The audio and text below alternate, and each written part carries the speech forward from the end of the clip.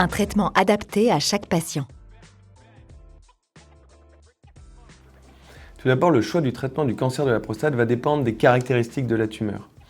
La localisation de la tumeur, mais également l'importance de l'atteinte de la glande prostatique, également du type histologique et donc de l'agressivité de la tumeur, notamment avec le score de Gleason ou la présence ou non de contingents agressifs. Le bilan d'extension permettra également de caractériser l'atteinte métastatique ou non de la maladie. L'intérêt de ces informations est de caractériser le cancer et de classer le cancer en différentes catégories de risques pour adapter au mieux la prise en charge. Le choix du traitement se base également sur les caractéristiques et le choix du patient. Évidemment, le traitement dépendra de l'âge, des antécédents, de la sexualité, de la façon dont urine le patient, mais également de son état de santé général et psychologique. On prendra également en compte l'impact que peuvent avoir les effets secondaires des traitements dans la vie du patient. En effet, la localisation anatomique de la prostate est proche du sphincter et peut avoir un rôle sur la continence, mais également proche des bandelettes vasculo-nerveuses qui sont impliquées dans les érections ou du rectum. Je rappelle également que lors d'une ablation de la prostate, sont retirées les vésicules séminales et les canaux déférents sont ligaturés, ce qui entraîne une absence d'éjaculation post-opératoire. Cet ensemble de paramètres nous permettra de choisir dans l'ensemble des différents traitements qui existent, que ce soit la surveillance active, la radiothérapie, la chirurgie, la curithérapie ou les traitements focaux dans le cadre d'essais thérapeutiques pour les stades localisés, ou alors l'hormonothérapie, la chimiothérapie ou des thérapies vectorisées pour les stades avancés ou métastatiques. Le choix thérapeutique est une décision partagée entre l'équipe soignante et le patient. Avec l'ensemble de ces informations, une décision va être proposée à l'issue d'une réunion de concertation pluridisciplinaire, encore appelée RCP, et sera intégrée au dossier médical. Le médecin traitant peut être présent lors de cette réunion, mais ce n'est pas obligatoire. La fiche de la RCP sera jointe au dossier médical et servira de discussion entre le patient et le médecin pour la suite de la prise en charge. Le choix du traitement, une décision partagée. Suite à la réunion de concertation pluridisciplinaire, RCP, votre médecin vous présentera les traitements au cours de la consultation d'annonce. Lors de cette consultation, il vous présentera les meilleures options thérapeutiques adaptées à votre cas personnel, ainsi que les bénéfices attendus et les effets indésirables possibles. Cette consultation est aussi l'occasion de poser toutes vos questions. L'objectif est de bien comprendre toutes les informations données par votre médecin pour prendre avec lui les décisions adaptées à votre situation. Parfois, plusieurs options de traitement sont possibles. Dans ce cas, le choix définitif vous appartient. Les modalités de la proposition de surveillance ou de traitement seront décrites dans un document appelé « Programme personnalisé de soins » (PPS) qui vous sera remis. Ce choix, il a été partagé, décidé avec l'équipe médicale.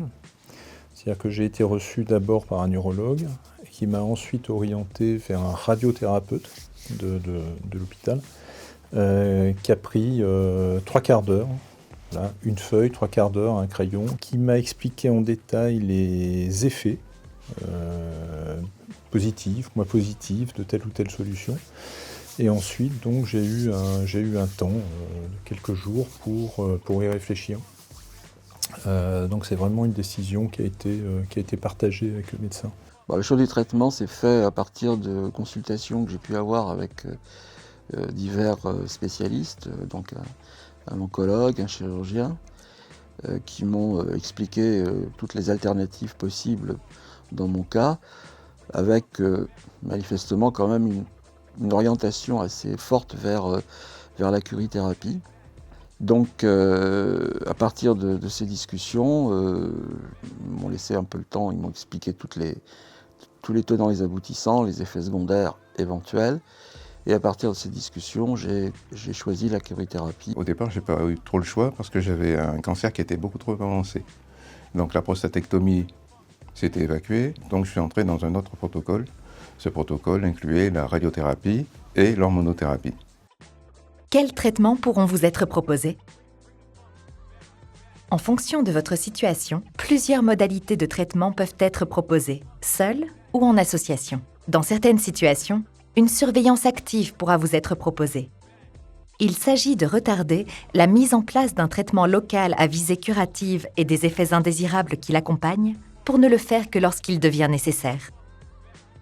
Les traitements locaux comprennent notamment la chirurgie, qui vise à retirer la prostate entièrement, ou la radiothérapie externe et la curithérapie, qui sont basées sur l'utilisation de rayonnement pour détruire les cellules cancéreuses. Quant aux traitements systémiques, ils comprennent notamment l'hormonothérapie et la chimiothérapie. L'hormonothérapie consiste à stopper le développement du cancer en empêchant l'action stimulante de la testostérone sur les cellules cancéreuses. Il s'agit le plus souvent de traitements administrés par injection ou par voie orale. La chimiothérapie permet de détruire les cellules cancéreuses dans l'ensemble du corps. Il existe plusieurs molécules qui sont le plus souvent administrées par perfusion. Et les soins de support ? Les soins de support ont une place à part entière dans la prise en charge du cancer et ne sont pas optionnels. D'ailleurs, le décret du 26 avril 2022 stipule que l'évaluation des besoins et l'accès aux soins de support nécessaires aux patients doivent être mis en place. Leur objectif est de vous assurer la meilleure qualité de vie possible en limitant les conséquences de la maladie et de ses traitements tels que la douleur, la fatigue, les troubles sexuels et urinaires, les troubles alimentaires ou encore les difficultés psychologiques ou sociales. N'hésitez pas à parler à l'équipe soignante de la façon dont vous vivez la maladie et ses traitements afin qu'elle puisse vous soutenir et vous orienter au mieux. En conclusion, vos médecins, les membres de l'équipe soignante, votre pharmacien et tous les professionnels intervenant dans vos soins de support sont là pour vous accompagner. N'hésitez pas à poser toutes vos questions et à échanger avec eux pour renforcer le dialogue et la relation de confiance. Ces échanges sont essentiels pour une prise en charge optimale et la préservation de votre qualité de vie.